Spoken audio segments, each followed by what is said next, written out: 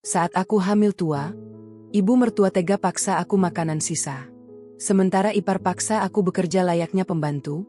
Mereka lakukan itu agar aku keguguran dan bisa menguras hartaku. Mereka pikir aku hanya diam. Salah besar. Ku rencanakan sesuatu. Bersiaplah kehilangan segalanya. Satu persatu. Yuk, absen dulu di kolom komentar. Sobat kisah berasal dari kota mana saja? Jangan lupa tekan like dan subscribe. Ya, dukungan kalian sangat berarti agar channel ini terus berkembang dan bisa menyajikan cerita yang lebih seru. Terima kasih. Lantai marmer di ruang tengah ini dingin sekali. Rasa dinginnya seakan merambat naik dari telapak kakiku yang bengkak, menembus tulang, dan bersarang di ulu hati. Aku meletakkan cangkir teh yang sudah mendingin ke atas meja kaca, berusaha tidak menimbulkan suara sekecil apapun. Detak jantungku sendiri terdengar begitu keras di telingaku, berkejaran dengan denting jam dinding yang terus berputar, seolah menghitung mundur sisa-sisa kedamaian yang aku miliki pagi ini. Namaku Arini. Usiaku 30 tahun, dan saat ini aku sedang mengandung 7 bulan. Ini adalah kehamilan pertamaku setelah menanti selama 4 tahun pernikahan. Seharusnya, ini adalah masa-masa paling bahagia dalam hidupku. Tapi, di rumah yang megah ini, rumah yang seharusnya menjadi istanaku, aku merasa tak lebih dari seorang tahanan yang menunggu waktu eksekusi. Bayi di dalam perutku menendang pelan, seolah merasakan kegelisahan ibunya. Aku mengelus perutku dengan tangan yang sedikit gemetar, berbisik pelan, mencoba menenangkannya, sekaligus menenangkan diriku sendiri. Hanya dalam hitungan menit, keheningan ini akan pecah. Aku mendengar suara langkah kaki dari lantai atas. Suara langkah yang angkuh, ketukan tumit sandal rumah yang keras di atas anak tangga kayu. Itu dia, Ibu Santi, ibu mertuaku. Wanita yang memiliki senyum paling manis di depan putranya, Bram, tapi memiliki tatapan sepekat jelaga saat Bram tidak ada. Aku segera menegakkan dudukku, menahan rasa sakit di punggung yang semakin menjadi. Dia masuk ke ruang makan dengan daster sutra berwarna merah menyala, kontras dengan wajahnya yang kaku. Di belakangnya, mengekor Tiara, adik iparku yang masih berusia 22 tahun namun memiliki lidah setajam silet. Tiara sibuk dengan ponsel di tangannya, tapi matanya langsung tertuju padaku dengan tatapan meremehkan. Aku bisa merasakan atmosfer di ruangan ini mendadak menjadi sangat berat, seolah oksigen perlahan-lahan ditarik keluar. Bram sudah berangkat 1 jam yang lalu, kan? Suara Ibu Santi memecah kesunyian, datar namun penuh penekanan. Aku hanya mengangguk pelan sebagai jawaban. Aku tidak berani bersuara, karena sedikit saja nada suaraku salah di telinganya, itu akan menjadi pemicu badai. Bram, suamiku, adalah seorang manajer proyek di sebuah perusahaan konstruksi besar. Kali ini, dia harus pergi ke Kalimantan untuk mengawasi proyek baru selama 3 bulan ke depan. Kepergiannya selalu menjadi mimpi buruk bagiku. Bram mencintaiku, aku tahu itu, tapi dia adalah tipikal anak yang terlalu patuh pada ibunya, terlalu percaya bahwa ibunya tidak mungkin berbuat jahat. Dia menutup mata, atau mungkin memang tidak pernah mau melihat, bagaimana perlakuan keluarganya padaku setiap kali dia melangkah keluar pintu rumah ini. Bagus, lanjut Ibu Santi, duduk di kursi utama meja makan. Jadi tidak perlu ada drama pagi ini. Tiara, suruh si Bibi siapkan sarapan. Ibu lapar. Tiara mendengus pelan, matanya masih tak lepas dari layar ponsel. Bibi lagi mudik. Bu, kan ibu sendiri yang kasih izin kemarin luntur, jawab Tiara malas. Mendengar itu, jantungku seakan berhenti berdetak sesaat. Bibi Asih, satu-satunya orang yang bersikap baik padaku di rumah ini, satu-satunya yang diam-diam memberiku makanan tambahan atau membantuku mencuci pakaian, sudah tidak ada di sini. Itu artinya, aku benar-benar sendirian.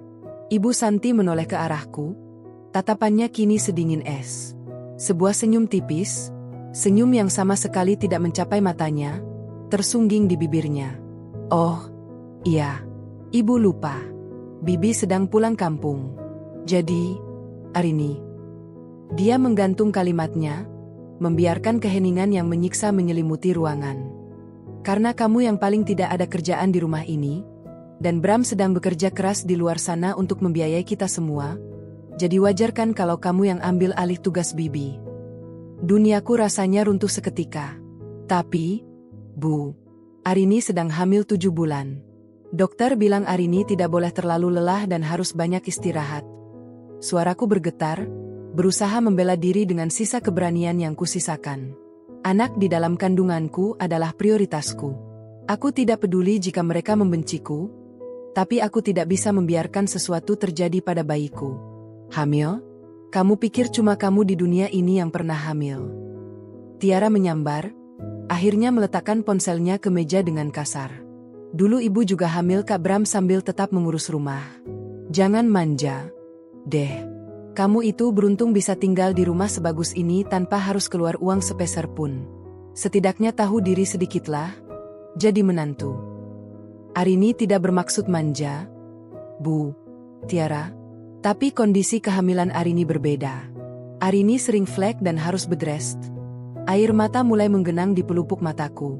Aku tidak ingin terlihat lemah di depan mereka, tapi rasa takut kehilangan bayiku jauh lebih besar daripada gengsi. Halah, alasan saja. Ibu Santi menggebrak meja makan dengan telapak tangannya. Suaranya menggelegar di ruang makan yang sunyi. Semua perempuan juga tahu kalau hamil itu bukan penyakit. Itu cuma alasan kamu untuk bermalas-malasan. Kan? Kamu mau Bram pulang dan melihat rumah kotor? Kamu mau ibu mertuamu ini mati kelaparan karena menantunya tidak mau masak? Aku tersentak mundur karena kaget. Air mata akhirnya luluh, membasahi pipiku. Bu, bukan begitu maksud Arini. Cukup, teriak Ibu Santi. Ibu tidak mau dengar alasan lagi. Mulai hari ini, selama bibi tidak ada, kamu yang bertanggung jawab atas semua pekerjaan rumah. Masak, cuci baju, setrika, sapu, pel, semuanya. Dan pastikan semua beres sebelum sore, karena ibu tidak mau lihat muka kamu yang kusam itu di ruang tengah kalau sore hari. Dia berdiri dari kursinya, mendekatiku. Wajahnya hanya berjarak beberapa sentimeter dari wajahku. Aku bisa mencium bau parfum mahalnya, yang anehnya, terasa mencekik. Dan ingat satu hal, Arini, jangan coba-coba mengadu pada Bram. Sekali saja ibu dengar kamu mengeluh pada Bram tentang hal ini, ibu akan pastikan Bram menceraikanmu, dan kamu akan keluar dari rumah ini tanpa membawa apa-apa. Mengerti? Aku hanya bisa mengangguk pasrah, diiringi isak tangis yang tertahan. Ancaman itu yang selalu membuatku bungkam. Aku mencintai Bram, dan aku ingin anakku tumbuh dengan ayah yang utuh. Aku tidak memiliki siapa-siapa lagi di dunia ini selain Bram dan janin di kandunganku. Orang tuaku sudah meninggal dunia sejak aku masih remaja. Aku merasa sangat rapuh, sangat rentan. Santi dan Tiara meninggalkan ruang makan, meninggalkan aku yang masih terduduk lemas, tergugu dalam tangis sendirian. Cahaya matahari pagi yang masuk melalui jendela besar di ruang makan terasa tidak lagi menghangatkan, melainkan justru mempertegas bayang-bayang ketakutan yang mengintaiku. Aku menatap perutku yang buncit, perut yang kini menjadi sasaran kebencian mereka. Maafkan ibu, nak. Ibu harus kuat. Ibu harus bertahan demi kamu. Bisikku lirih, meskipun aku sendiri tidak tahu dari mana kekuatan itu akan datang. Piring-piring kotor itu tampak seperti gunung porselen yang siap runtuh menimpaku. Bau sisa lemak daging semalam yang mulai membusuk menusuk hidung, memicu rasa mual yang hebat di ulu hati. Aku memegang pinggiran wastafel dengan erat, memejamkan mata rapat-rapat, dan mengatur napas sedalam mungkin agar isi perutku tidak keluar saat itu juga. 7 bulan usia kandungan ini membuat penciumanku berkali-kali lipat lebih sensitif, dan aroma wastafel ini terasa seperti racun yang menyesakkan paru-paru. Namun, aku tidak punya pilihan. Aku harus segera mencuci semuanya sebelum Ibu Santi kembali ke dapur untuk memeriksa pekerjaanku. Satu persatu piring kusabuni dengan tangan yang mulai mengeriput karena terlalu lama terkena air detergen yang keras. Rasa perih mulai menjalar di sela-sela jariku, mungkin karena kulitku mulai pecah-pecah. Setiap kali aku membungkuk sedikit saja untuk menjangkau bagian bawah wastafel, perutku terasa sangat kencang, seperti ditarik oleh beban yang luar biasa berat. Janin di dalam sana bergerak gelisah, memberikan tendangan-tendangan kecil yang terasa ngilu di tulang rusukku. Aku hanya bisa meringis, menggigit bibir bawahku hingga hampir berdarah demi menahan erangan sakit yang ingin meluncur keluar. "Arini, mana kopi ibu?" Suara teriakan Ibu Santi menggelegar dari arah ruang keluarga, memecah kesunyian dapur yang hanya diisi oleh suara kucuran air. "Sebentar, Bu. Sedikit lagi selesai," jawabku dengan suara serak, berusaha tetap terdengar patuh. Aku mempercepat gerakanku, membilas piring dengan tergesa-gesa hingga air memercik ke daster yang kukenakan. Bagian depan bajuku basah kuyup, menempel dingin di perutku yang buncit, tapi aku tidak peduli. Aku segera menjerang air di atas kompor. Tanganku gemetar saat menuangkan bubuk kopi ke dalam cangkir keramik mahal milik mertuaku. Setelah kopi siap, aku berjalan perlahan menuju ruang keluarga. Setiap langkah terasa seperti duri yang menusuk tumitku. Di sana, Ibu Santi sedang duduk bersantai sambil mengikir kukunya, sementara Tiara sedang asyik mencoba berbagai macam warna gincu di depan cermin besar. Mereka tampak begitu tenang, seolah penderitaan yang sedang kujalani hanyalah pemandangan latar belakang yang tidak berarti. "Lama sekali. Kamu ini niat melayani atau tidak?" sindir Ibu Santi tanpa mengalihkan pandangan dari kuku-kukunya. Aku meletakkan cangkir kopi itu di atas meja dengan sangat hati-hati. "Maaf, Bu. Tadi Arini harus menyelesaikan cucian piring dulu." Ibu Santi menyeruput kopinya sedikit, lalu tiba-tiba wajahnya berubah masam. Tanpa peringatan, ia menyemburkan kembali kopi itu ke lantai marmer yang baru saja kubersihkan tadi pagi. "Pahit. Kamu mau meracuni ibu? Ya? Apa susahnya membuat kopi dengan takaran gula yang pas? Dasar menantu tidak berguna," bentaknya kasar. Gelas itu diletakkannya kembali ke meja dengan dentuman keras yang membuatku terlonjak kaget. "Maaf, Bu. Arini akan buatkan yang baru," bisikku sambil menunduk dalam. Air mata mulai menggenang kembali, namun aku sekuat tenaga menahannya agar tidak jatuh. Aku tidak ingin mereka melihatku menangis lagi. Itu hanya akan membuat mereka semakin bersemangat untuk menindasku. "Sudah, tidak usah. Mood ibu sudah rusak gara-gara kamu," sahutnya ketus. "Sekarang, mending kamu bersihkan gudang di belakang. Banyak debu dan barang-barang lama yang harus dipindahkan. Tiara mau pakai ruangan itu untuk studio fotonya minggu depan." Aku terperangah. Gudang belakang adalah ruangan yang gelap, pengap, dan penuh dengan peti kayu yang berat. Meminta seorang wanita hamil 7 bulan untuk membereskan tempat seperti itu adalah sebuah kegilaan. Tapi Bu, gudang itu sangat berdebu. Arini takut sesak napas, dan barang-barangnya sangat berat. "Banyak bicara ya sekarang." Tiara menimpali sambil memutar bola matanya dengan malas. "Tinggal pindahkan saja, Arini. Jangan manja terus. Kalau kamu tidak mau, ya sudah, pergi saja dari sini. Tapi jangan harap Kak Bram akan mencarimu. Dia saja sudah jarang bertanya kabarmu lewat telepon. Kan? Sadar diri, Kak Bram itu sibuk cari uang buat kami, bukan buat meladeni drama kehamilanmu." Kata-kata Tiara bagai sembilu yang menyayat jantungku. Benarkah Bram mulai abai? Memang benar. Sudah 3 hari ini dia hanya mengirim pesan singkat menanyakan apakah aku sudah makan, tanpa menelepon untuk mendengar suaraku. Apakah mereka sudah mulai meracuni pikiran suamiku juga di sana? Rasa sesak di dadaku semakin menjadi, bukan karena debu, tapi karena pengkhianatan yang kurasakan mulai mengepungku dari segala arah. Dengan sisa tenaga yang ada, aku berjalan menuju bagian belakang rumah. Pintu gudang kayu yang berat itu berderit saat kubuka, mengeluarkan aroma apek dan debu yang langsung membuatku terbatuk-batuk. Cahaya matahari hanya masuk sedikit melalui celah ventilasi yang sempit. Aku menatap peti-peti kayu besar itu dengan rasa putus asa yang mendalam. Bagaimana mungkin aku bisa memindahkan semua ini? Aku mulai mencoba menggeser salah satu peti kecil. Keringat dingin mulai bercucuran di pelipisku. Napasku memburu, pendek dan tidak beraturan. Perutku terasa melilit, sebuah rasa nyeri yang tajam menyerang bagian bawah rahimku. Aku segera terduduk di lantai gudang yang kotor, memegangi perutku dengan kedua tangan. "Jangan sekarang, Nak. Tolong jangan sekarang," bisikku sambil terisak pelan di tengah kegelapan gudang. Di saat aku berjuang melawan rasa sakit itu, aku mendengar suara tawa kecil dari balik pintu yang sedikit terbuka. Itu suara Tiara. "Lihat, Bu. Dia menangis lagi di dalam.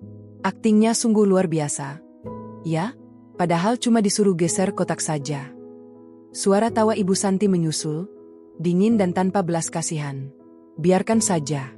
Dia harus tahu bahwa di rumah ini, dialah yang paling rendah. Kalau dia keguguran, itu lebih baik. Kita tidak perlu berbagi harta Bram dengan anak haram dari rahim wanita kampret seperti dia. Darahku mendidih mendengar kata-kata itu. Anak haram? Ini adalah darah daging Bram, cucu kandungnya sendiri. Di tengah rasa sakit fisik yang luar biasa, sesuatu di dalam diriku tiba-tiba berubah. Rasa sedih yang tadinya mendominasi, perlahan-lahan mulai berganti menjadi amarah yang dingin dan tajam. Mereka tidak hanya menginginkan hartaku, mereka menginginkan nyawa anakku. Aku menyeka air mataku dengan kasar menggunakan punggung tangan. Aku tidak boleh menyerah. Aku tidak boleh mati di sini.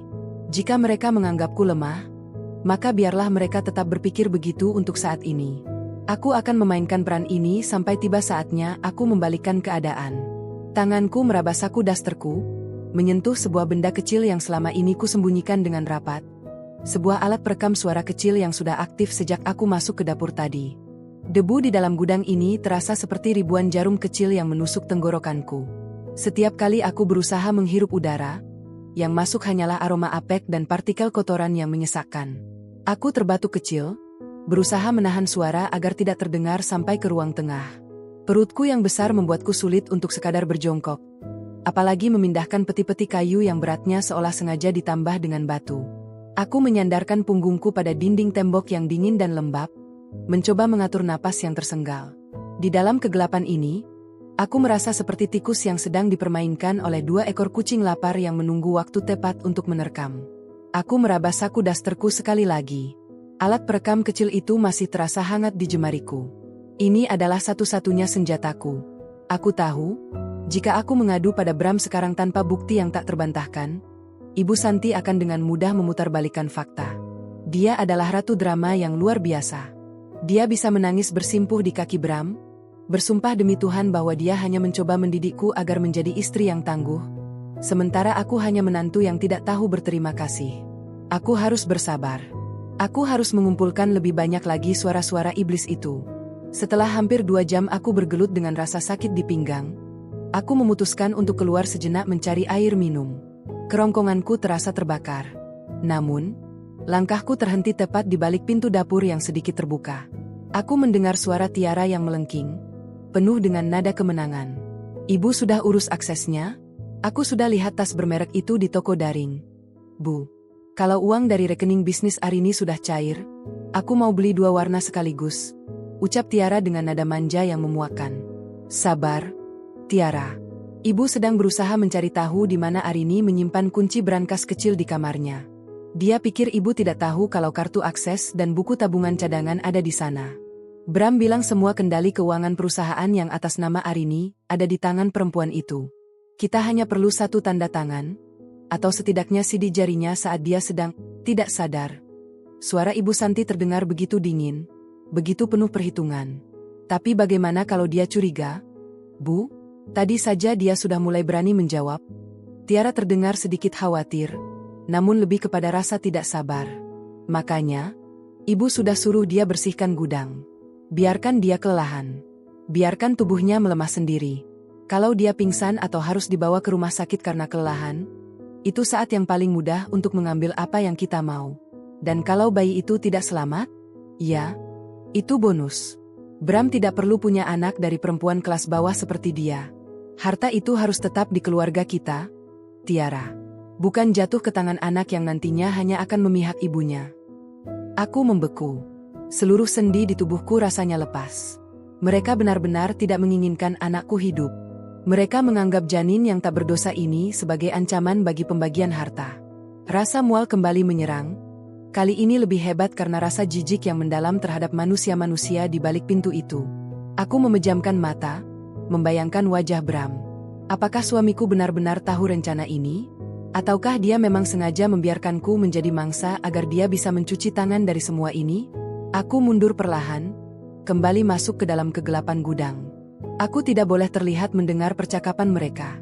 Aku harus tetap menjadi Arini yang lemah, Arini yang malang, dan Arini yang penurut.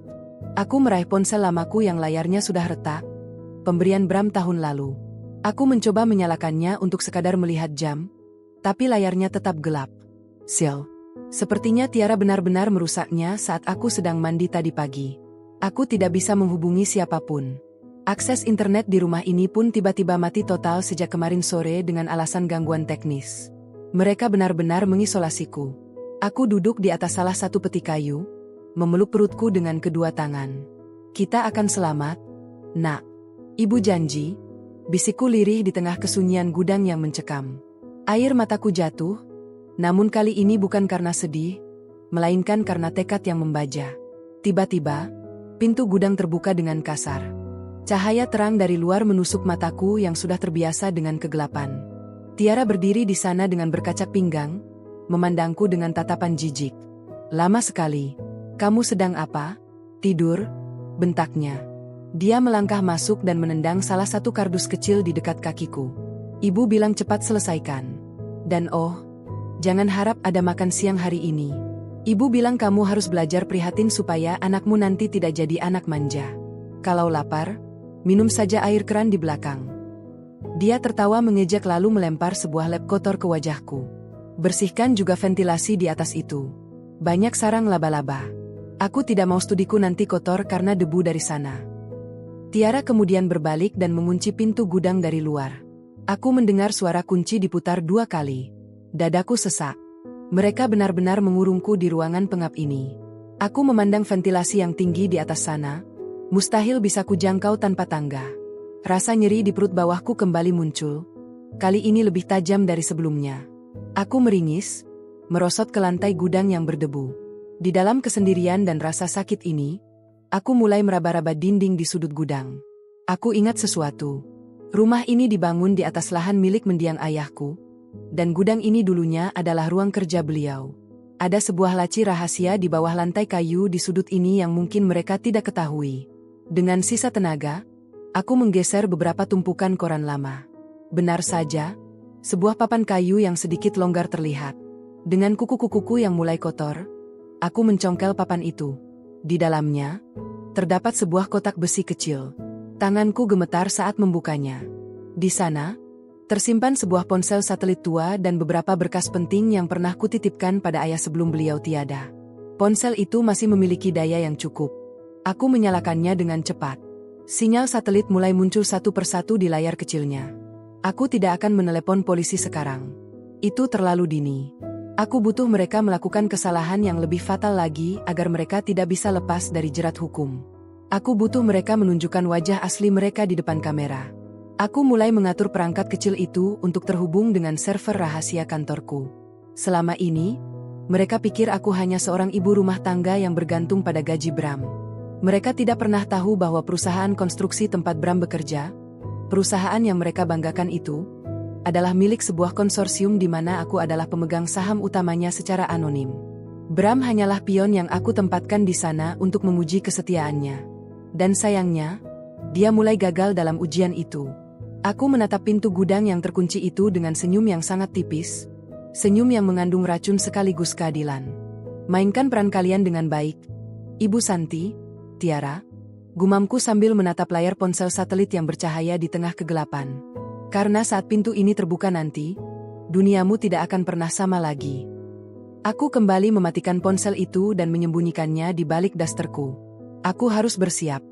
Rasa sakit di perutku berangsur hilang, digantikan oleh adrenalin yang memacu jantungku. Aku akan memberikan mereka apa yang mereka inginkan. Seorang Arini yang hancur. Tapi di balik kehancuran itu, aku sedang membangun penjara yang jauh lebih mengerikan bagi mereka berdua. Penjara yang terbuat dari keserakahan mereka sendiri. Lantai kayu gudang yang dingin ini terasa seperti alas tidur paling menyakitkan yang pernah kurasakan. Debu yang menempel di pipiku bercampur dengan keringat dingin yang terus mengucur. Aku memejamkan mata sejenak, mencoba mengatur napas yang tersenggal-senggal. Di dalam kegelapan ini, indera pendengaranku menjadi jauh lebih tajam. Aku bisa mendengar suara tawa Tiara dari arah dapur, disusul denting sendok yang beradu dengan piring porselen. Mereka sedang menikmati makan siang mewah, sementara aku di sini, mendekap perutku yang keroncongan dan janinku yang terus bergerak gelisah. Sabar ya, Nak, bisikku hampir tak terdengar. Aku meraba saku daster, memastikan ponsel satelit dan alat perekam itu masih aman di sana. Aku harus bergerak. Aku tidak boleh hanya berdiam diri di sini sampai mereka benar-benar menghancurkanku. Dengan gerakan sangat perlahan, aku menyeret tubuhku menuju sudut gudang yang paling gelap, tempat tumpukan berkas tua milik ayahku berada. Aku mulai memilah-milah kertas yang sudah menguning itu. Di antara tumpukan laporan keuangan lama, aku menemukan sebuah map kulit berwarna hitam. Jantungku berdegup kencang. Ini adalah dokumen yang selama ini kucari. Dokumen yang membuktikan bahwa seluruh modal awal perusahaan konstruksi yang dikelola Bram berasal dari dana warisan pribadiku yang dikelola secara rahasia oleh firma hukum ayahku. Bram tidak pernah tahu. Dia hanya tahu bahwa dia mendapatkan suntikan dana dari investor misterius melalui pihak ketiga. Selama ini aku membiarkannya percaya bahwa kesuksesannya adalah hasil jerih payahnya sendiri, karena aku ingin dia merasa bangga sebagai seorang laki-laki.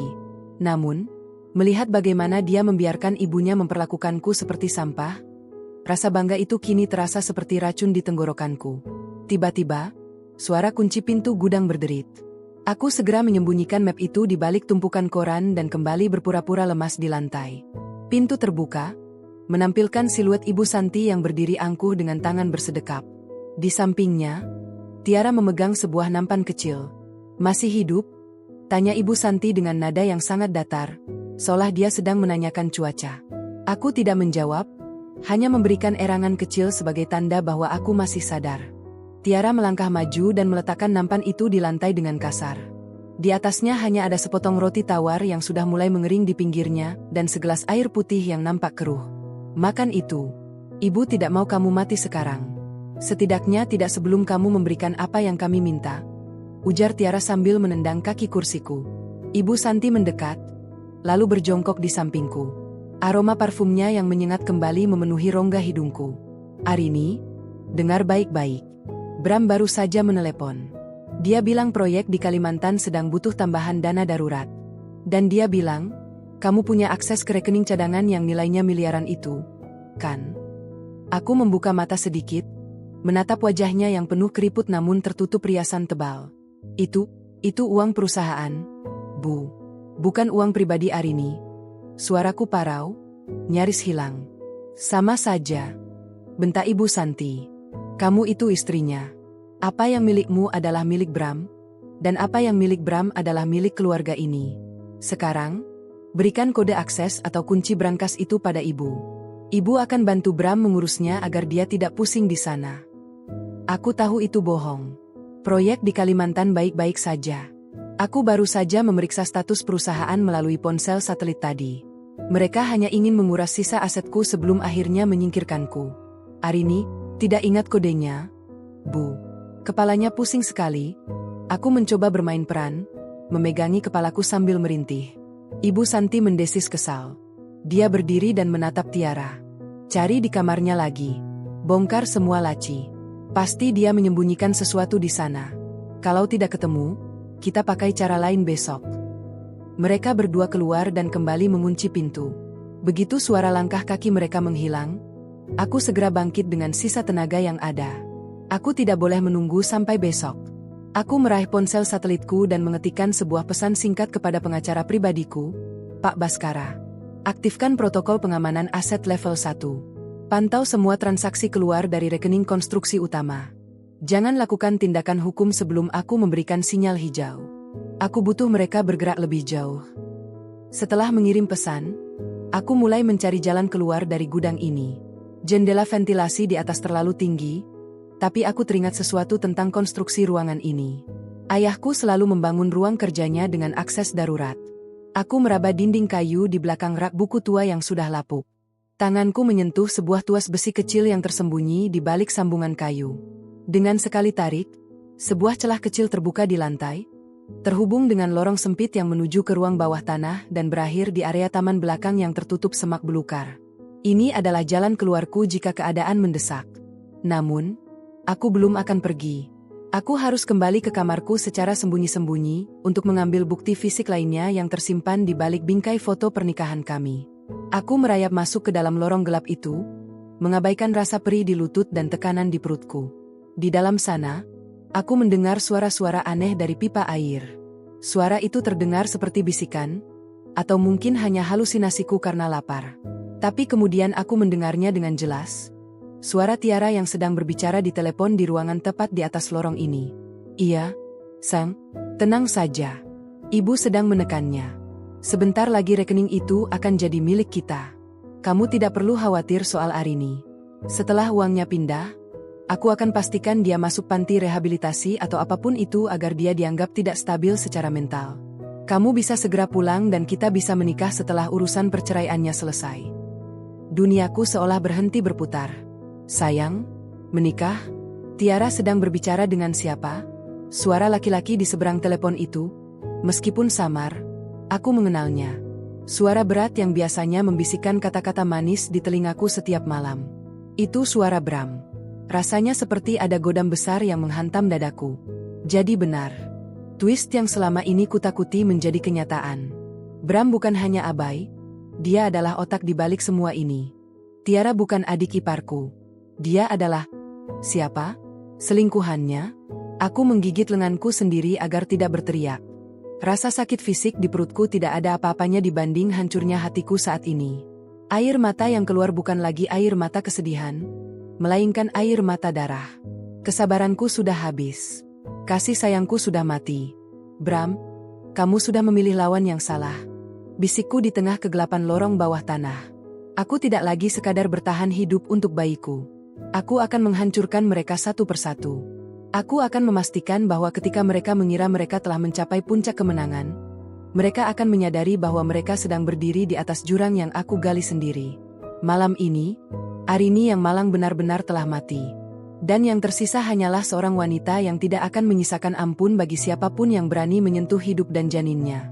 Aku melanjutkan langkahku di dalam lorong, menuju kamar utama, untuk mengambil kunci terakhir menuju kehancuran mereka. Puncak badai ini baru saja dimulai. Lorong bawah tanah ini sempit dan lembab, berbau tanah basah yang menyeruak masuk ke indera penciumanku. Aku merayap dengan bertumpu pada siku, mengabaikan rasa perih yang menjalar di kulit tanganku yang tergores semen kasar. Setiap inci pergerakanku adalah perjuangan melawan gravitasi dan beban perutku yang semakin menekan kandung kemih. Aku harus sampai ke ujung lorong ini, yang kutahu persis berakhir di sebuah pintu kecil di balik lemari besar di kamar utamaku. Suara percakapan Bram dan Tiara di atas kepalaku tadi masih terngiang seperti dengung lebah yang menyakitkan. Jadi selama ini aku mencintai seorang monster yang berpura-pura menjadi pelindung. Bram, pria yang kusangka bekerja keras di luar kota, ternyata sedang merancang nisan untukku bersama wanita yang ia perkenalkan sebagai adiknya sendiri. Pengkhianatan ini begitu sempurna, begitu rapi, hingga aku hampir tidak percaya betapa butanya aku selama 3 tahun terakhir. Aku mencapai ujung lorong. Dengan tangan gemetar, aku mendorong panel kayu yang menjadi pintu rahasia itu. Perlahan, aku menyembul keluar dari balik lemari pakaian. Kamar utama kami sunyi, hanya suara pendingin ruangan yang mendesis halus. Namun, pemandangan di depanku membuat dadaku sesak. Kamar ini berantakan. Laci-laci meja riasku terbuka paksa, baju-bajuku berserakan di lantai, dan kotak perhiasanku sudah kosong melompong. Mereka benar-benar sudah menjarah segalanya. Aku tidak mempedulikan perhiasan itu. Aku melangkah tertatih menuju sebuah bingkai foto besar yang tergantung di dinding. Foto pernikahan kami yang tampak begitu ironis sekarang. Aku meraba bagian belakang bingkai tersebut, menekan sebuah pengait kecil yang tersembunyi. Sebuah kompartemen tipis terbuka, menjatuhkan sebuah kunci emas kecil dan sebuah diska lepas berwarna perak. Inilah jantung dari seluruh kekayaanku. Di dalam diska lepas ini tersimpan bukti otentik kepemilikan saham mayoritas konsorsium yang membawahi perusahaan Bram. Tanpa tanda tangan digital yang terenkripsi di sini, rekening bisnis yang mereka incar hanyalah angka-angka kosong yang tidak bisa disentuh oleh siapapun, termasuk Bram. Tiba-tiba, langkah kaki terdengar mendekat ke arah kamar. Aku tersentak. Tidak ada waktu untuk kembali ke lorong bawah tanah. Dengan cepat, aku menyelipkan diska lepas itu ke dalam lipatan kain stagen yang melilit perutku, lalu berbaring di lantai di antara tumpukan baju yang berantakan, berpura-pura pingsan dengan posisi meringkuk memegangi perut. Pintu kamar terbuka dengan bantingan keras. Tidak ada, Bu. Aku sudah bongkar semua, tapi buku tabungan itu tidak ketemu. Suara Tiara terdengar melengking, penuh frustrasi. Cek perempuan itu. Siapa tahu dia menyembunyikannya di balik bajunya. Seru Ibu Santi. Aku memejamkan mata rapat-rapat, mengatur napas agar terlihat dangkal dan lemah. Aku merasakan tangan kasar Tiara menarik bahuku, membalikkan tubuhku hingga aku terlentang. Dia pingsan di sini? Sejak kapan dia keluar dari gudang? Tiara memekik kaget. Ibu Santi mendekat. Suara tumit sepatunya terdengar tajam di atas lantai kayu. Bodoh. Bagaimana dia bisa keluar? Kamu tidak mengunci pintunya dengan benar tadi.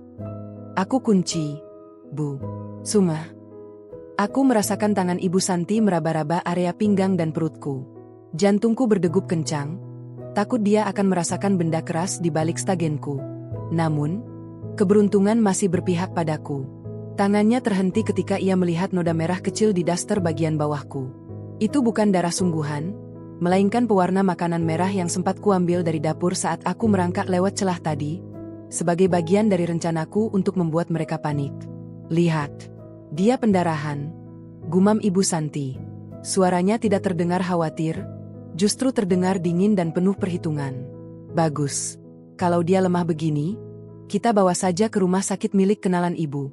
Di sana kita bisa memaksanya menandatangani dokumen pelimpahan aset dengan alasan biaya pengobatan darurat. Tapi bagaimana kalau bayinya mati di jalan, Bu? Tanya Tiara ragu. Biarkan saja. Malah lebih bagus. Kan? Kita tidak perlu repot-repot mengurus anak cacat hasil stres ibunya. Cepat, ambilkan air dingin. Siram wajahnya sampai bangun. Kita harus bawa dia sekarang sebelum Bram menelepon lagi. Biur. Air dingin mengguyur wajahku, membuatku tersedak dan terbatuk secara alami. Aku membuka mata perlahan, menampilkan tatapan kosong dan penuh ketakutan yang paling meyakinkan yang bisa kuberikan.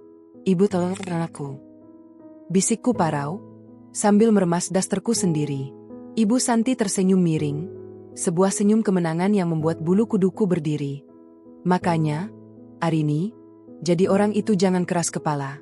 Kalau kamu menurut dari awal, kamu tidak akan sesakit ini. Sekarang bangun. Kita ke rumah sakit. Tapi sebelum itu, kamu harus cap jempol surat ini. Dia menyodorkan selembar kertas bermaterai yang sudah disiapkan. Aku melihat sekilas isinya. Surat kuasa penuh pengelolaan aset. Aku tahu, jika aku menandatanganinya sekarang, aku benar-benar dalam bahaya. Tapi jika aku menolak, mereka mungkin akan melakukan kekerasan fisik yang lebih parah yang bisa membahayakan janin kembarku. Rahasia yang bahkan Bram pun tidak tahu karena aku selalu menyembunyikan hasil ultrasonografi yang asli. Aku meraih pulpen itu dengan tangan gemetar sehebat mungkin. Saat ujung pulpen hampir menyentuh kertas, aku sengaja menjatuhkannya dan kembali mengerang kesakitan yang luar biasa, memegangi perutku hingga berguling di lantai. Sakit.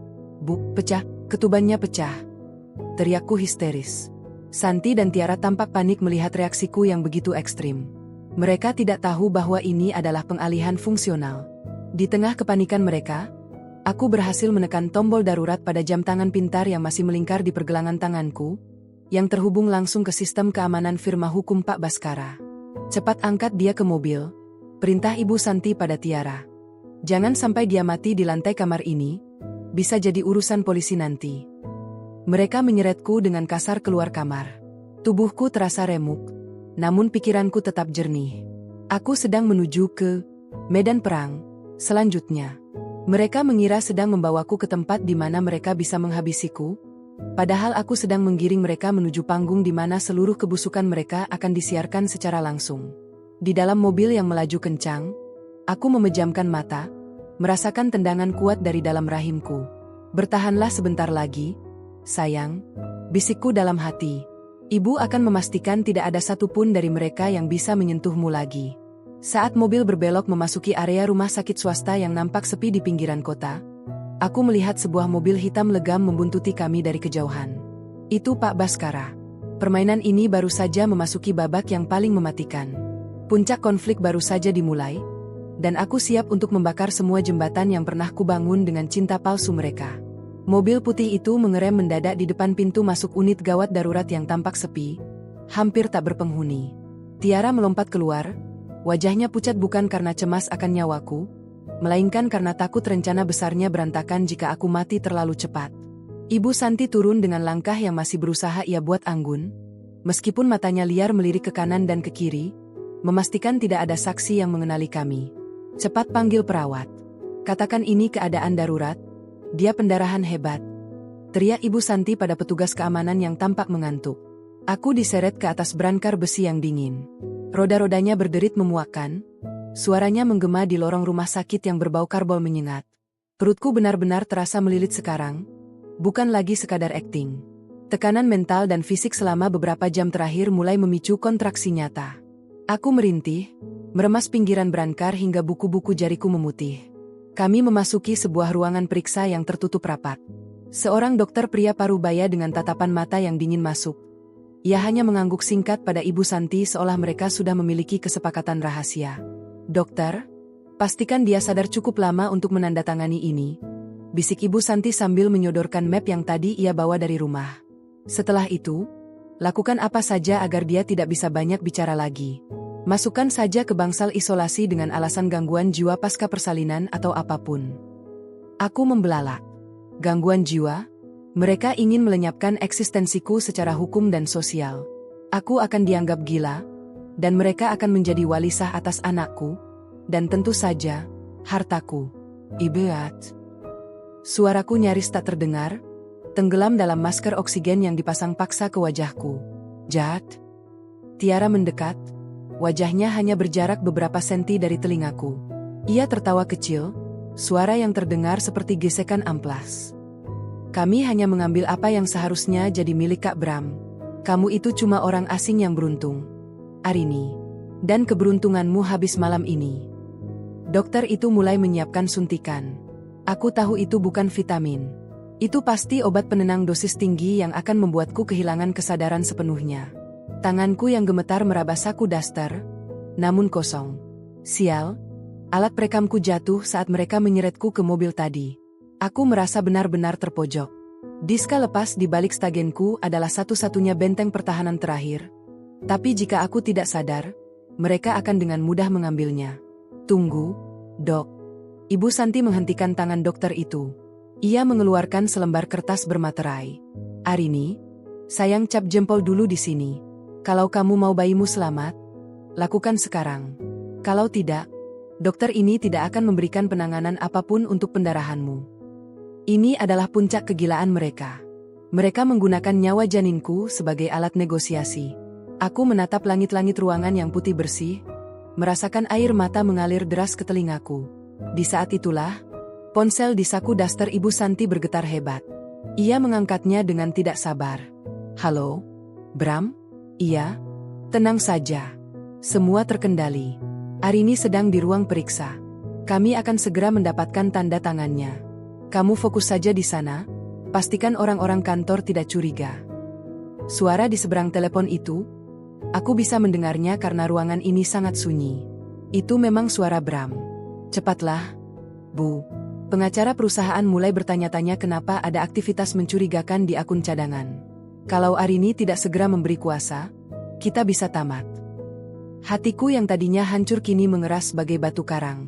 Rasa sakit di perutku tiba-tiba terasa seperti api yang membakar semangatku untuk bangkit. Aku tidak boleh menyerah sekarang. Saat dokter itu hendak menyuntikkan obat ke selang infusku, pintu ruangan tiba-tiba terbuka dengan bantingan yang sangat keras. Dua orang pria berseragam safari hitam masuk dengan wajah tanpa ekspresi, diikuti oleh seorang pria berkacamata dengan tas kerja kulit yang sangat aku kenal. "Pak Baskara, hentikan semua aktivitas medis ini sekarang juga." Suara Pak Baskara menggelegar, penuh otoritas. Ibu Santi tersentak, hampir menjatuhkan ponselnya. "Siapa kalian? Ini urusan keluar." Pak Baskara melangkah maju, memberikan isyarat kepada pria berseragam untuk berdiri di antara aku dan dokter itu.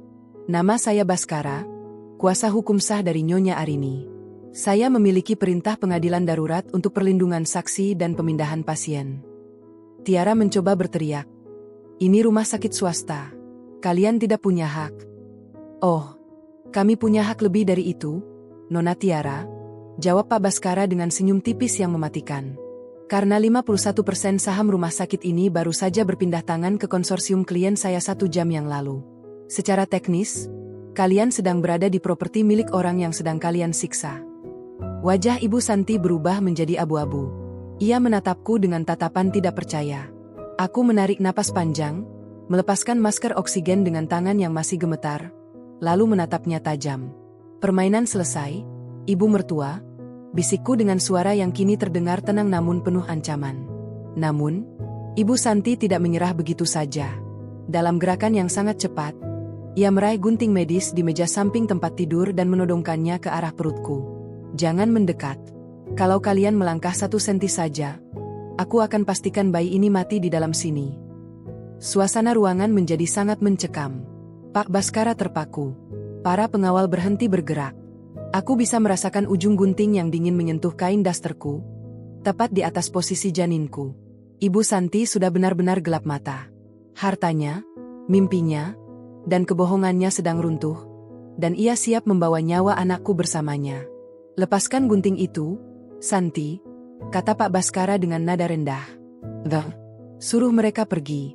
Berikan aku dokumen transfer itu sekarang, atau anak ini tidak akan pernah melihat dunia. Teriak Santi histeris.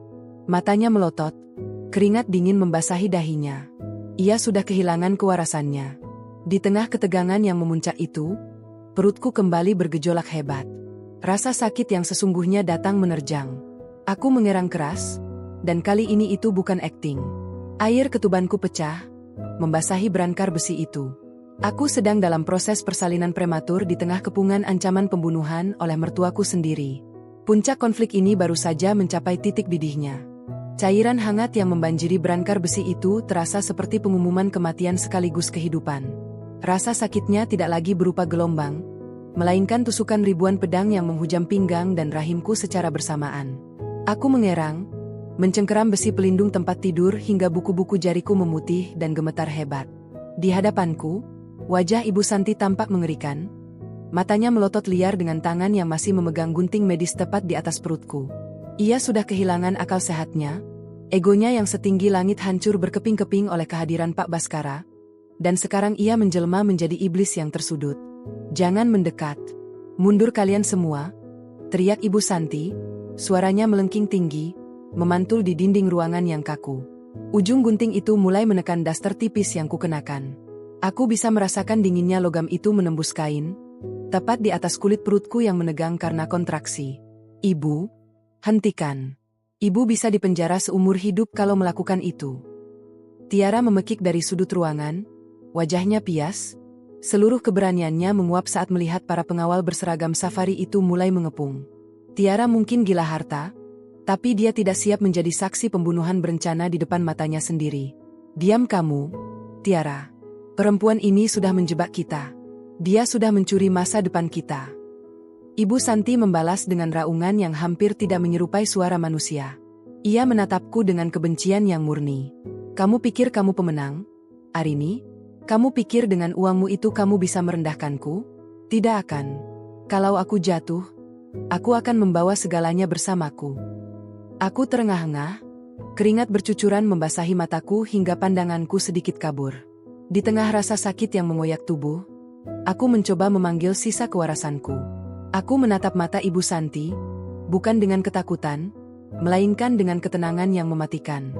Tusuk saja, Bu, bisikku parau, menahan dorongan bayi yang ingin keluar.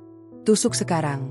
Tapi ketahuilah, di luar sana, 5 kamera tersembunyi di ruangan ini sudah menyiarkan wajah ibu secara langsung ke server kepolisian pusat. 1 goresan saja di perutku, ibu tidak akan pernah melihat matahari lagi dari balik jeruji besi. Tangan Ibu Santi gemetar hebat. Ia melirik ke arah plafon, mencari-cari di mana letak kamera yang kumaksud. Itu adalah gertakan yang sangat berisiko, namun dalam kondisinya yang tidak stabil, ia termakan oleh rasa takutnya sendiri. Pak Baskara memanfaatkan momen keraguan itu. Dengan gerakan yang sangat cepat dan terlatih, salah satu pengawal di sampingnya menerjang maju, mencengkeram pergelangan tangan Ibu Santi dan memutarnya hingga gunting itu jatuh berdenting ke lantai marmer. Ibu Santi menjerit histeris saat tubuhnya ditekan ke lantai oleh para pengawal. Lepaskan. Lepaskan aku. Bram. Tolong Ibu. Bram. Raungnya memanggil nama putranya yang bahkan tidak ada di sana untuk menolongnya. Sementara itu, dokter yang tadi hendak menyuntikku mencoba melarikan diri melalui pintu samping, namun Pak Baskara sudah lebih dulu menghalangi jalannya. Dokter Hendra, jangan terburu-buru. Anda punya banyak hal yang harus dijelaskan kepada Dewan Etik Kedokteran dan pihak berwajib tentang malapraktik yang baru saja Anda rencanakan. Di atas brankar, aku merasa duniaku mulai berputar. Rasa sakit dari kontraksi ini sudah tidak tertahankan lagi. Pak Baskara, bayi saya. Rintihku sambil memegangi perut bawah. Panggil tim medis yang sebenarnya. Sekarang, perintah Pak Baskara dengan suara menggelegar. Pintu ruangan terbuka kembali, dan kali ini serombongan perawat dan dokter spesialis kandungan yang asli berhamburan masuk. Mereka adalah tim medis pilihan yang sudah disiapkan Pak Baskara sejak awal. Aku merasakan tangan-tangan yang lebih hangat dan profesional mulai bekerja di sekelilingku. Masker oksigen dipasang kembali, kali ini dengan aliran udara yang benar-benar membuatku bisa bernapas. Nyonya Arini, dengarkan saya. Anda harus mengejan sekarang. Bayinya sudah di jalan lahir. Anda kuat, Nyonya. Lakukan demi anak Anda, ucap dokter perempuan yang kini berada di depanku. Aku mengangguk lemah. Di sela-sela perjuangan hidup dan matiku untuk melahirkan, aku melihat Ibu Santi dan Tiara diseret keluar dari ruangan dengan tangan terborgol.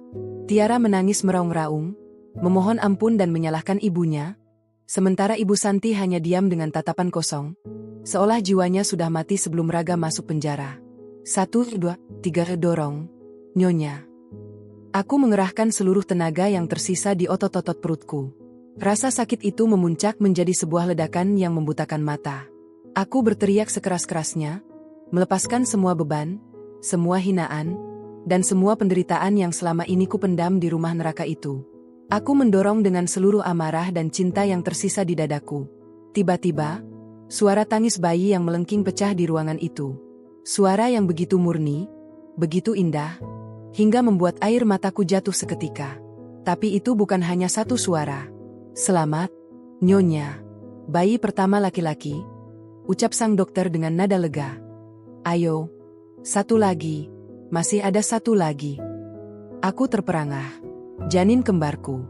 Aku mengumpulkan sisa-sisa napas, mendorong sekali lagi dengan kekuatan yang tidak ku ketahui dari mana asalnya. Dan beberapa saat kemudian, suara tangis kedua menyusul, lebih nyaring dari yang pertama. Bayi kedua perempuan. Keduanya lahir selamat meskipun prematur. Aku terkulai lemas di atas bantal yang basah oleh keringat. Dadaku naik turun dengan cepat, namun ada rasa damai yang luar biasa menyelimuti hatiku. Kedua bayiku segera dibawa ke unit perawatan intensif bayi karena lahir di usia 7 bulan, namun aku sempat melihat sekilas wajah-wajah kecil mereka yang kemerahan. Mereka adalah bukti kemenanganku yang sesungguhnya. Pak Baskara mendekat ke samping tempat tidurku setelah situasi kondusif. Ia menunjukkan layar ponselnya kepadaku. Di sana terlihat sebuah video yang baru saja diterima. Video itu menunjukkan Bram, suamiku, yang sedang ditangkap oleh pihak kepolisian di sebuah hotel mewah di Kalimantan, tepat saat ia sedang bersama seorang wanita yang sangat mirip dengan Tiara. Bukan, wanita itu memang orang yang sama yang selama ini berakting menjadi adik iparku di rumah. Mereka sudah ditahan, Nyonya. Semuanya. Bram, Santi, dan wanita yang mengaku sebagai Tiara itu, bisik Pak Baskara. Identitas asli wanita itu adalah kekasih gelap Bram dari masa lalu. Mereka memalsukan dokumen keluarga agar bisa masuk ke rumah Anda. Aku memejamkan mata, membiarkan kebenaran yang pahit itu meresap ke dalam sanubariku. Bram benar-benar sudah merencanakan ini sejak awal pernikahan kami. Segalanya adalah kepalsuan. Kecuali satu hal, anak-anak yang kini sedang berjuang untuk hidup di ruangan sebelah. Terima kasih, Pak Baskara. Ucapku lirih. Tolong pastikan mereka tidak akan pernah bisa menyentuh anak-anak saya lagi. Selamanya. Saya berjanji, Nyonya. Sekarang istirahatlah. Anda sudah menang. Aku terlelap dalam kegelapan yang tenang, bukan lagi kegelapan gudang yang pengap, melainkan kegelapan yang membawa kesembuhan. Puncak badai itu telah berlalu, menyisakan puing-puing pengkhianatan yang akan aku bersihkan seiring dengan tumbuhnya kedua buah hatiku. Esok, aku tidak akan lagi bangun sebagai istri yang tertindas, melainkan sebagai seorang ibu yang memegang kendali penuh atas takdirnya sendiri. Kelopak mataku terasa seberat timah saat cahaya lampu neon yang putih pucat mulai menusuk masuk. Bau karbol yang tajam menyengat hidung, menggantikan aroma apek gudang yang sempat menghantuiku dalam mimpi buruk. Aku mencoba menggerakkan jemariku, merasakan tekstur spray rumah sakit yang kaku dan dingin.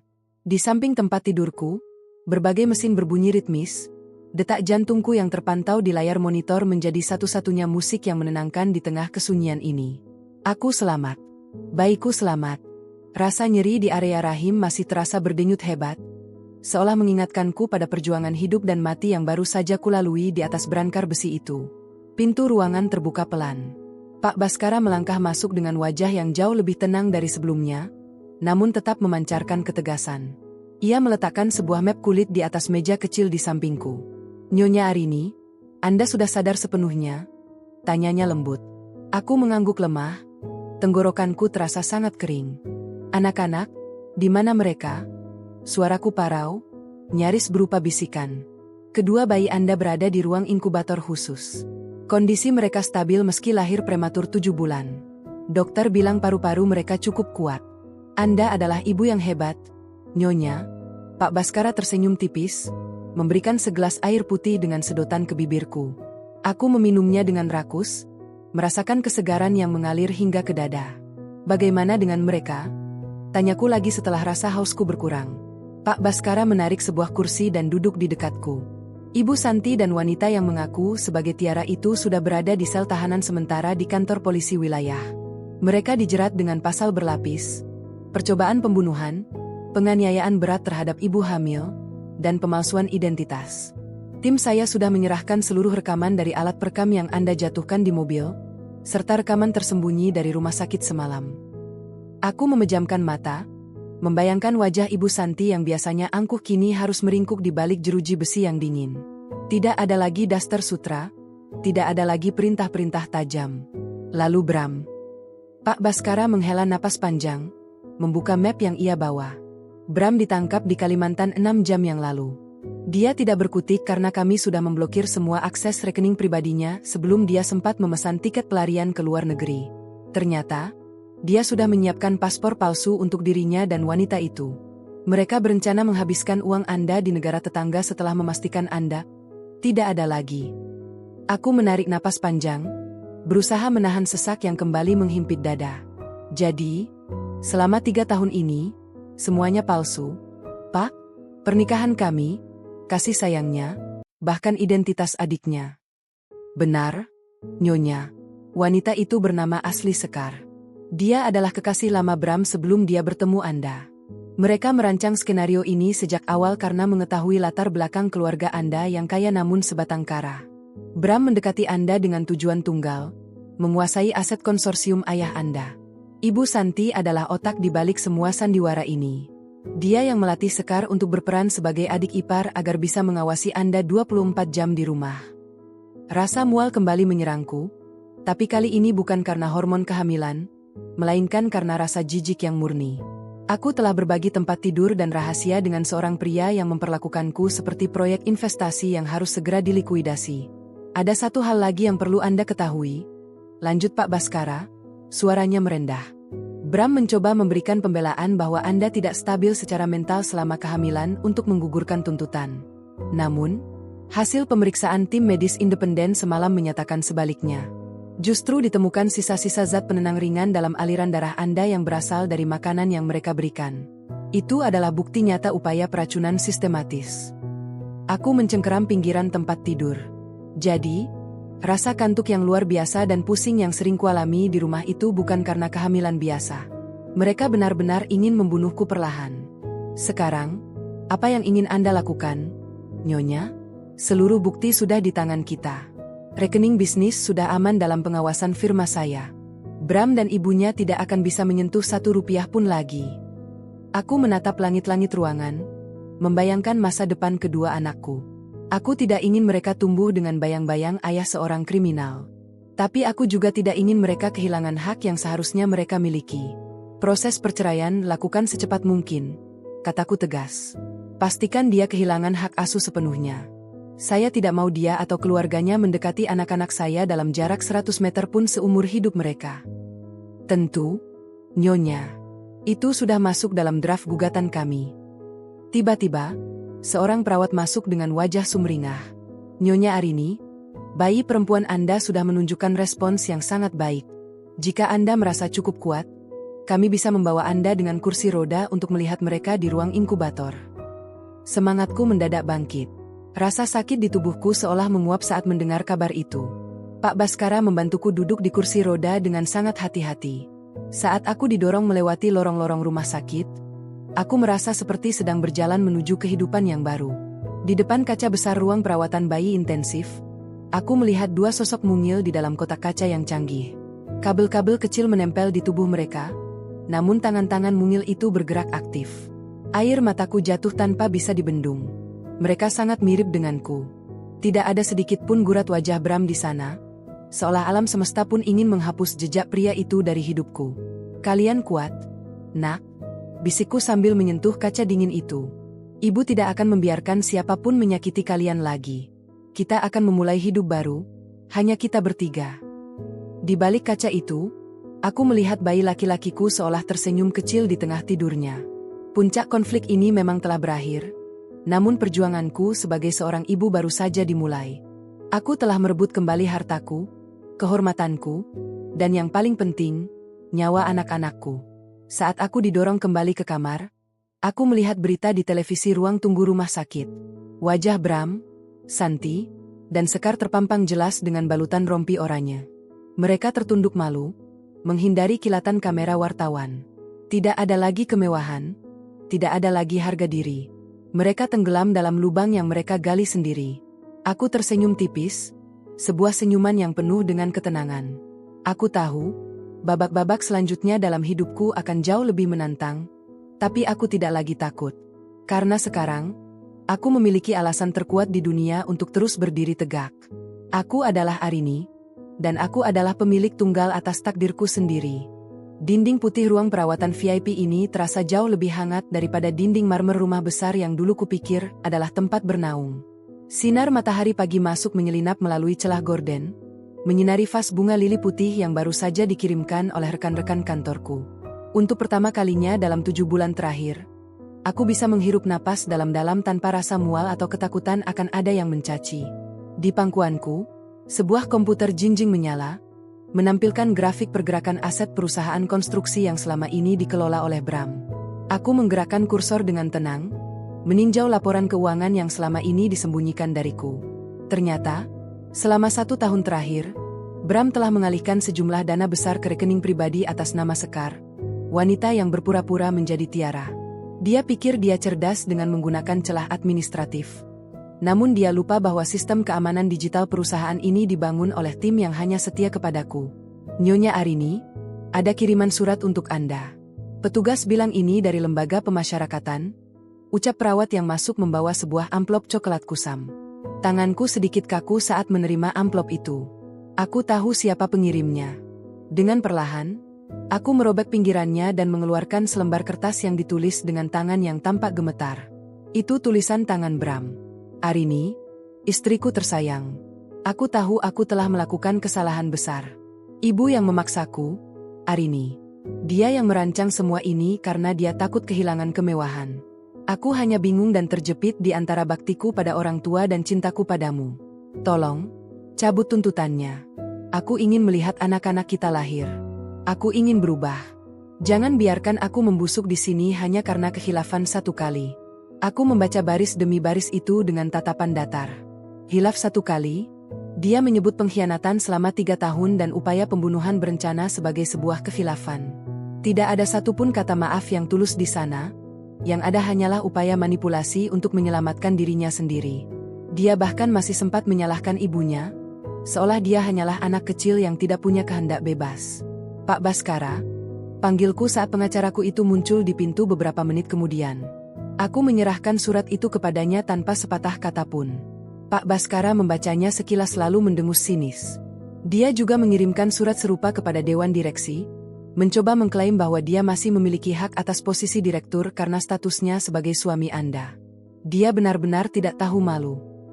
Jangan beri dia celah, Pak, kataku tegas.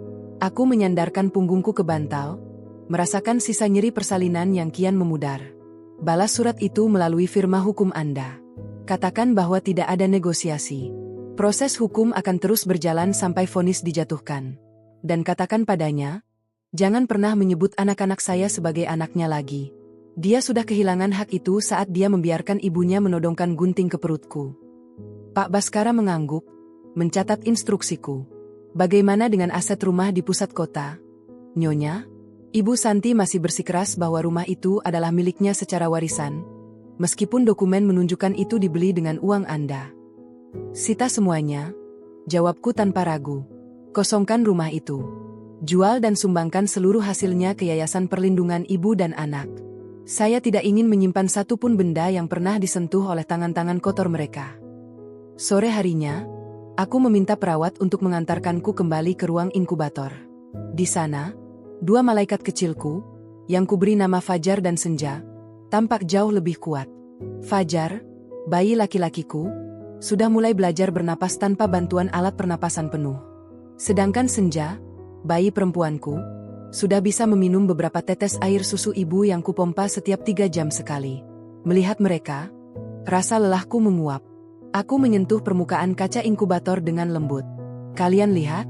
Dunia di luar sana sedang kita bersihkan untuk tempat kalian tumbuh nanti. Bisikku. Tiba-tiba, ponsel satelitku bergetar. Sebuah pesan masuk dari nomor yang tidak kukenal. Namun aku tahu itu adalah pesan terusan dari salah satu orang kepercayaanku di penjara wanita. Pesan itu berisi rekaman suara singkat. Ini semua salahmu, Tiara. Gara-gara idemu yang mau cepat kaya, kita jadi begini. Itu suara melengking Ibu Santi yang sedang berteriak histeris di dalam sel. Jangan salahkan aku, Bu. Ibu yang bilang Arini itu bodoh dan mudah ditipu. Sekarang lihat, dia yang memenjarakan kita. Aku benci Ibu. Suara Sekar membalas tak kalah tajam. Aku mematikan rekaman itu. Mendengar mereka saling menyalahkan di balik jeruji besi memberikan rasa puas yang dingin, namun tidak membuatku merasa lebih baik sebagai manusia. Aku sadar bahwa dendam tidak akan membangun masa depan anak-anakku. Yang aku butuhkan sekarang adalah ketenangan dan kepastian hukum. Aku kembali ke kamarku dan mulai menyusun rencana bisnis baru. Aku akan melakukan rebrand total terhadap perusahaan konstruksi itu. Nama Baskoro akan kuhapus selamanya dari papan nama perusahaan. Aku akan menggunakan nama ayahku kembali. Aku ingin membangun gedung-gedung yang kokoh, sekokoh tekadku untuk melindungi kedua buah hatiku. Malam itu, aku tidur dengan sangat nyenyak. Tidak ada lagi mimpi tentang gudang gelap atau rasa sakit di perut. Aku bermimpi tentang sebuah taman bunga yang luas, di mana dua anak kecil berlari-lari mengejar kupu-kupu, dan aku berdiri di sana, mengawasi mereka dengan senyum yang tidak akan pernah pudar lagi. Hening sebelum badai sudah berlalu, dan kini yang tersisa hanyalah fajar yang baru. Pagi ini udara terasa berbeda. Tidak ada lagi aroma ketakutan yang menyesakkan dada, hanya wangi detergen rumah sakit yang bersih dan tajam. Aku berdiri di depan cermin besar, merapikan blazer hitam yang membalut tubuhku yang kini terasa lebih ringan, meski sisa-sisa keletihan fisik pasca persalinan masih membekas di bawah mataku. Hari ini adalah hari penentuan. Hari di mana aku akan melangkah ke gedung pengadilan bukan sebagai korban yang memohon belas kasihan, melainkan sebagai saksi utama yang akan memaku peti mati kebebasan mereka. Mobil sudah siap di bawah. Nyonya Arini. Suara Pak Baskara memecah lamunanku. Ia berdiri di ambang pintu dengan tas kerja kulitnya yang tebal, simbol dari seluruh bukti yang telah kami kumpulkan dengan darah dan air mata. Aku mengangguk singkat, meraih tas tanganku. Sebelum melangkah keluar, aku menyempatkan diri singgah ke ruang perawatan bayi. Fajar dan Senja masih tertidur lelap di dalam inkubator. Dada mungil mereka naik turun dengan teratur. Aku menempelkan telapak tanganku ke kaca hangat itu sejenak. Ibu pergi sebentar ya, sayang. Ibu akan memastikan tidak ada satupun bayangan gelap yang bisa mengejar kalian lagi. Bisikku lirih. Perjalanan menuju pengadilan terasa sangat cepat. Di luar gedung, puluhan wartawan sudah berkumpul. Lampu kilat kamera menyambar-nyambar saat aku turun dari mobil. Aku terus berjalan tegak, daguku terangkat, mengabaikan segala pertanyaan yang dilemparkan tentang skandal keluarga Baskoro. Aku tidak butuh simpati publik. Aku hanya butuh keadilan hukum. Di dalam ruang sidang yang dingin dan kaku, aku melihat mereka. Bram, Ibu Santi, dan Sekar duduk berderet di kursi terdakwa dengan mengenakan rompi tahanan berwarna oranye. Wajah Ibu Santi tampak kusam. Kerutan di wajahnya tidak bisa lagi ditutupi oleh bedak mahal. Sekar terlihat gelisah. Matanya liar mencari celah untuk menghindar. Sementara Bram, ia menunduk dalam, tangannya yang terborgol saling meremas di atas pangkuan. Saat namaku dipanggil untuk duduk di kursi saksi, aku merasakan seluruh pasang mata tertuju padaku. Aku menarik napas panjang, meletakkan tanganku di atas kitab suci, dan bersumpah untuk mengatakan yang sebenarnya. Saudara saksi, apakah Anda mengenali ketiga terdakwa di depan Anda? Tanya hakim ketua dengan suara berat yang menggema. Sangat mengenali, Yang Mulia, jawabku dengan suara jernih dan stabil. Laki-laki di ujung itu adalah suami saya, yang merencanakan pembunuhan saya demi harta. Wanita di tengah adalah ibu mertua saya, yang menodongkan gunting ke perut saya saat saya sedang bertaruh nyawa melahirkan. Dan wanita di sebelah kiri adalah orang yang berpura-pura menjadi adik ipar saya, yang ikut menyiksa saya saat suami saya tidak ada. Suasana sidang mendadak riuh. Hakim mengetukkan palunya 3 kali. Pengacara Bram mencoba mengajukan keberatan, mengklaim bahwa kesaksianku hanyalah luapan emosi seorang istri yang sedang mengalami depresi pasca melahirkan. Namun, Pak Baskara sudah siap.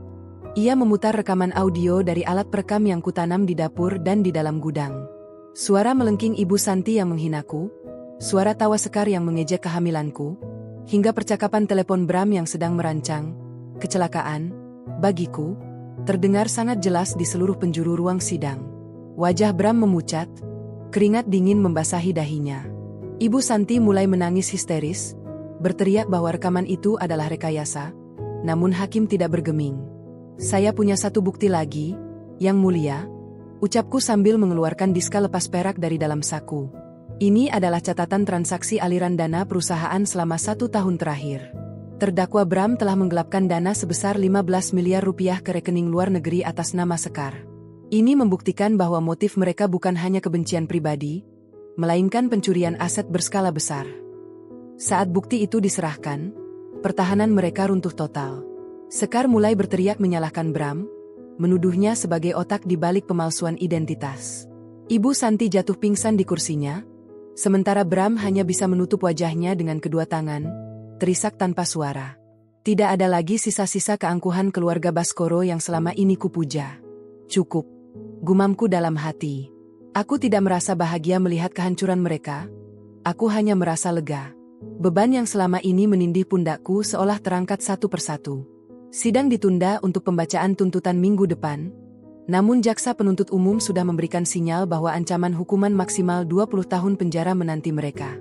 Saat aku berjalan keluar dari ruang sidang, Bram tiba-tiba berdiri dan meneriakkan namaku. Arini, Arini, maafkan aku. Aku melakukan ini demi masa depan kita, teriaknya dengan suara parau. Aku berhenti sejenak, menoleh padanya dengan tatapan paling dingin yang pernah kuberikan pada manusia. Masa depan kita sudah mati di gudang itu, Bram. Yang ada sekarang hanyalah masa depan anak-anakku. Dan di sana, tidak ada tempat untuk pengkhianat seperti kalian. Aku melangkah keluar gedung pengadilan dengan langkah mantap. Di luar, langit tampak biru cerah, tanpa awan hitam yang menghalangi.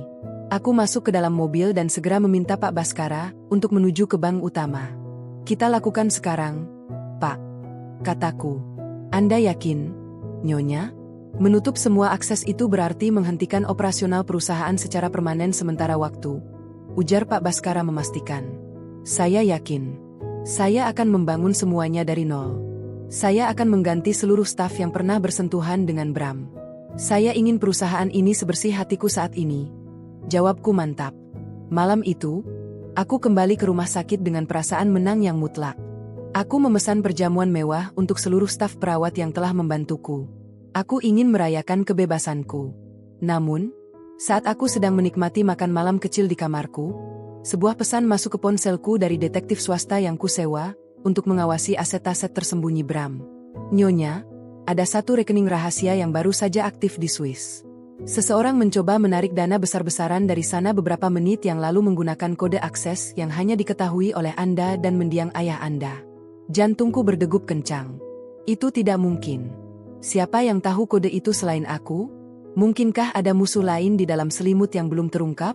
Aku meletakkan garpuku, rasa lapar mendadak hilang. Plot twist ini belum berakhir. Identitas asli Arini yang sebenarnya mulai menuntut jawaban yang lebih dalam. Apakah ayahku memiliki rahasia lain yang sengaja disembunyikan dariku? Aku menatap foto ayahku di dalam dompet. Ayah, apa yang sebenarnya terjadi? Bisikku. Aku harus bersiap untuk babak ke-11. Pengkhianatan ini ternyata berakar jauh lebih dalam dari sekadar keserakahan mertua dan suami. Ada rahasia masa lalu yang kini mulai mengetuk pintuku. Cahaya bulan yang masuk melalui jendela rumah sakit terasa seperti perak yang dingin, menyinari layar ponsel satelitku yang masih berkedip. Pesan dari detektif itu terus berdenyut di kepalaku. Rekening di Swiss yang hanya diketahui oleh ayahku dan aku kini sedang diakses oleh seseorang dari luar negeri. Jantungku berpacu lebih kencang daripada saat aku berada di ruang sidang tadi siang. Siapa yang memiliki keberanian dan pengetahuan sedalam itu untuk menyentuh warisan yang terkunci rapat selama 5 tahun? Aku segera menghubungi Pak Baskara di tengah malam yang buta ini. Suaranya terdengar parau saat mengangkat telepon, namun segera berubah menjadi waspada saat aku membisikkan perihal transaksi di Swiss tersebut. Nyonya, itu mustahil. Kode akses itu bersifat biometrik dan memerlukan verifikasi ganda. Kecuali, Pak Baskara menggantung kalimatnya, memberikan keheningan yang mencekam di antara kami. Kecuali apa, Pak? Desakku, tanganku meremas pinggiran spray dengan kuat. Kecuali ayah Anda masih hidup, atau ada seseorang yang memiliki salinan data genetik Anda yang sangat identik. Jawabnya pelan. Duniaku serasa berhenti berputar. Ayahku meninggal dalam kecelakaan pesawat 5 tahun lalu. Jasadnya tidak pernah ditemukan secara utuh. Namun tes DNA pada sisa-sisa yang ada telah mengonfirmasi kematiannya. Aku memejamkan mata, berusaha mengais memori lama. Tiba-tiba, sebuah kilatan ingatan muncul. Sebelum kecelakaan itu, ayah pernah berkata bahwa jika sesuatu terjadi padanya, aku tidak boleh mempercayai siapapun, termasuk sistem yang dia bangun sendiri. Aku bangkit dari tempat tidur, mengabaikan rasa perih di bekas jahitan operasiku. Dengan tangan gemetar, aku membuka diska lepas perak yang selama ini menjadi jimat pelindungku. Aku memasukkannya ke dalam komputer jinjing dan masuk ke dalam folder terdalam yang terenkripsi dengan kode rumit. Di sana, di balik ribuan baris kode, aku menemukan sebuah dokumen audio tersembunyi berlabel, "Untuk Arini, jika badai tak kunjung usai." Aku menekan tombol putar. Suara berat dan hangat ayah memenuhi ruangan, membuat air mataku luruh seketika. "Arini, putriku. Jika kamu mendengar ini, artinya kamu sedang dikepung oleh orang-orang serakah. Bram adalah pilihan yang aku izinkan karena aku ingin melihat sejauh mana dia bisa bertahan melawan godaan. Maafkan ayah karena menjadikan hidupmu sebagai ujian. Tapi ketahuilah, harta yang kamu lihat sekarang hanyalah puncak gunung es. Rekening di Swiss itu adalah pelampung terakhirmu. Dan orang yang sedang mengaksesnya sekarang adalah orang yang paling aku percayai untuk melindungimu jika aku sudah tidak ada." Suara ayah terputus oleh suara langkah kaki di lorong rumah sakit. Aku segera menutup komputer jinjingku. Pintu kamar VIP-ku terbuka perlahan. Seseorang masuk dengan pakaian serba hitam, wajahnya tertutup masker dan topi. Pengawal yang seharusnya berjaga di depan pintu tidak terdengar suaranya. "Siapa kamu?" tanyaku dengan suara yang diusahakan tetap tenang, meski tanganku sudah meraih botol infus kaca di samping tempat tidur sebagai senjata darurat. Orang itu melepas topinya, menampakkan wajah yang sangat familiar namun tampak lebih tua dan penuh bekas luka. Itu adalah Paman Gunawan, asisten pribadi sekaligus tangan kanan ayah yang dikabarkan ikut tewas dalam kecelakaan pesawat 5 tahun lalu. "Nyonya Arini, saya minta maaf karena harus muncul dengan cara seperti ini," ucapnya dengan suara serak. Ia berlutut di ujung tempat tidurku. "Saya yang mengakses rekening itu, bukan untuk mencurinya, tapi untuk memindahkannya ke dalam Yayasan Perlindungan Anak-anak Anda. Bram memiliki koneksi dengan sindikat pencucian uang yang jauh lebih besar dari yang kita duga. Jika dana itu tetap di rekening lama, mereka akan melacaknya dan menggunakannya untuk menyuap hakim agar dia bebas." Aku terpaku. Plot twist ini menghantamku lebih keras dari pengkhianatan Bram. Jadi, selama 5 tahun ini Paman Gunawan bersembunyi di bawah bayang-bayang untuk mengawasiku? "Ayah, apakah ayah benar-benar sudah tiada, Paman?" tanyaku dengan suara bergetar. Paman Gunawan menunduk dalam. "Tuan besar sudah tiada, Nyonya. Tapi beliau tahu bahwa Bram tidak datang sendirian. Keluarga Baskoro hanyalah pion kecil. Ada kekuatan besar yang menginginkan aset teknologi konstruksi milik ayah Anda. Mereka menggunakan Bram untuk masuk ke hidup Anda. Ibu Santi dan Sekar adalah orang-orang bayaran yang disiapkan untuk menghancurkan mental Anda agar Anda menyerahkan segalanya dengan sukarela." Rasa dingin yang merayap di punggungku kini berubah menjadi api amarah yang membara. Ternyata penyiksaan yang kulalui bukan sekadar drama mertua kejam, melainkan konspirasi tingkat tinggi yang sangat rapi. Aku bukan hanya korban keserakahan keluarga, aku adalah target operasi besar. "Lalu apa yang harus aku lakukan sekarang?" tanyaku, kini dengan sorot mata yang tajam dan dingin. Aku tidak lagi merasa seperti ibu yang rapuh. Aku adalah putri dari seorang penguasa bisnis yang tangguh. Gunakan bukti yang saya bawa ini. Paman Gunawan menyerahkan sebuah amplop hitam kecil. Di dalamnya ada data komunikasi antara Bram dan seorang pria bernama sang arsitek. Dia adalah otak di atas keluarga Baskoro. Jika Nyonya membeberkan ini di sidang babak akhir besok, tidak hanya Bram yang akan membusuk di penjara, tapi seluruh jaringan mereka akan runtuh. Tapi Nyonya harus siap, ini artinya perang terbuka. Aku menerima amplop itu. Aku melihat ke arah ruang bayi melalui jendela dalam kamar, membayangkan fajar dan senja. Mereka berhak mendapatkan dunia yang bersih dari iblis-iblis ini. Aku tidak akan lari. Aku sudah melewati gudang gelap. Aku sudah melewati rasa sakit persalinan di bawah todongan gunting. Dan aku sudah melihat wajah asli orang yang kucintai. Tidak ada lagi yang bisa membuatku takut. Paman, siapkan semua pengacara terbaik yang kita miliki. Kita tidak akan menunggu sidang minggu depan. Kita akan ajukan bukti ini pagi ini juga sebagai keadaan darurat nasional karena menyangkut sabotase aset strategis negara. Perintahku dengan nada bicara yang persis seperti ayah saat sedang memimpin rapat besar. Paman Gunawan tersenyum tipis, ada rasa bangga di matanya. Baik, Nyonya besar. Selamat datang kembali. Pagi itu, sebelum matahari terbit, aku tidak lagi duduk diam di tempat tidur. Aku berdiri di balkon rumah sakit, menatap lampu-lampu kota yang mulai padam satu persatu. Identitas asli Arini bukan sekadar wanita malang yang berbalas dendam. Aku adalah pewaris tunggal kerajaan bisnis yang tidak akan membiarkan siapapun menginjak-injak kehormatannya. Bram, Santi, dan Sekar hanyalah kerikil kecil yang akan aku gilas di babak terakhir nanti. Saat ini, aku sedang bersiap untuk menghadapi badai yang sesungguhnya. Dan kali ini, aku yang akan memegang kemudi. Babak 12 akan menjadi babak keadilan mutlak, di mana darah, air mata, dan pengkhianatan akan dibayar lunas dengan kehancuran total bagi mereka yang berani menyentuh keluargaku. Ruang sidang utama pagi ini terasa lebih dingin, seolah dinding-dinding betonnya ikut membeku menyaksikan kebenaran yang akan meledak. Aku duduk di barisan depan dengan gaun hitam formal yang anggun, ditemani Pak Baskara di sisi kanan dan Paman Gunawan yang berdiri tegap di belakangku seperti bayangan yang tak tergoyahkan. Di seberang sana, di balik jeruji besi ruang tunggu tahanan, aku bisa melihat Bram. Wajahnya hancur, matanya cekung, dan ia terus menatapku dengan tatapan memohon yang kini hanya membangkitkan rasa muak di perutku. Sidang dinyatakan dibuka dan terbuka untuk umum. Ketuk palu hakim ketua bergema, memutus keheningan yang mencekam. Jaksa penuntut umum berdiri, namun sebelum ia sempat membuka suara, Pak Baskara interupsi dengan otoritas yang penuh. Yang mulia, kami mengajukan bukti tambahan yang bersifat darurat. Bukti ini menyangkut sabotase aset strategis dan konspirasi kriminal tingkat tinggi yang melibatkan tidak hanya para terdakwa, tetapi juga jaringan sindikat pencucian uang internasional. Kegaduhan pecah seketika. Ibu Santi yang duduk di kursi terdakwa memekik histeris, sementara Sekar tampak gemetar hebat hingga kursinya berderit. Aku tetap tenang, jemariku bertaut di atas pangkuan, mataku lurus menatap hakim. Paman Gunawan menyerahkan amplop hitam itu kepada petugas pengadilan. Layar besar di ruang sidang mulai menampilkan data-data digital. Rekaman percakapan terenkripsi antara Bram dan sosok misterius yang disebut sang arsitek diputar dengan volume keras.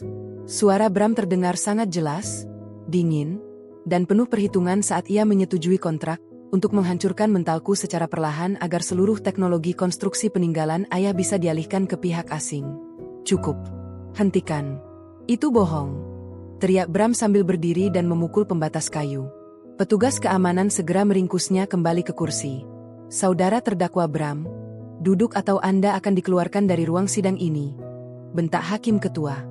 Aku berdiri perlahan, melangkah menuju podium saksi untuk terakhir kalinya.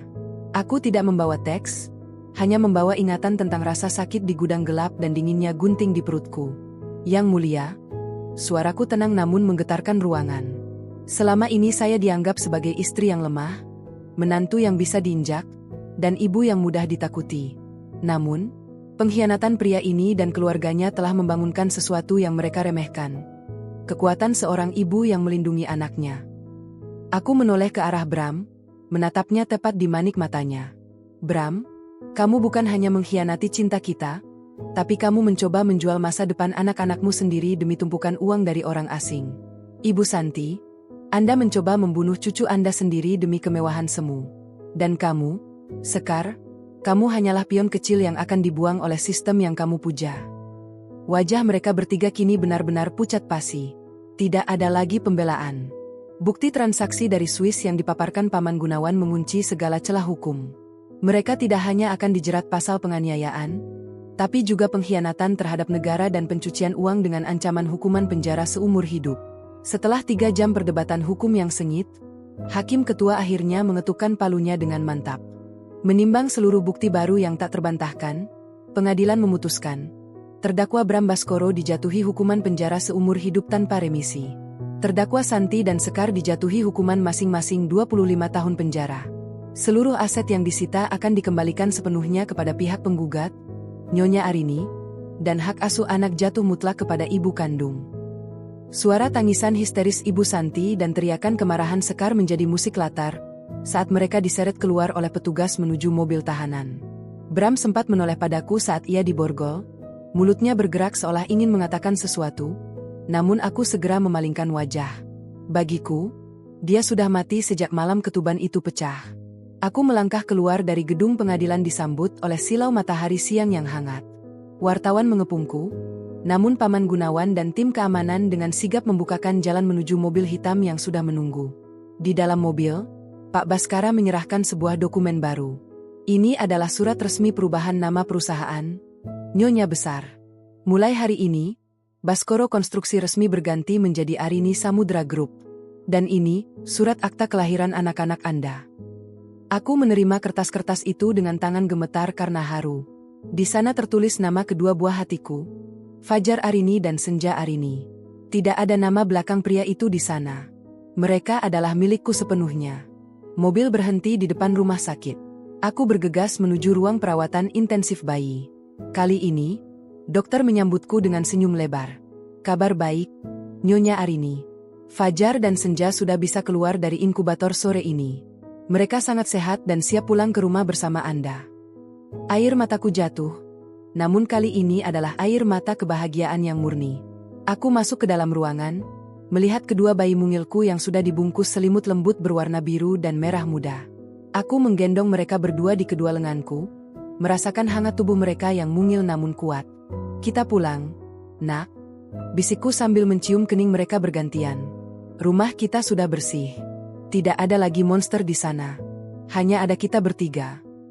Aku berjalan keluar dari rumah sakit dengan langkah paling mantap yang pernah kulakukan seumur hidup. Di luar, Paman Gunawan sudah menyiapkan segalanya. Rumah besar peninggalan ayah telah direnovasi. Seluruh stafnya adalah orang-orang baru yang telah melalui seleksi ketat.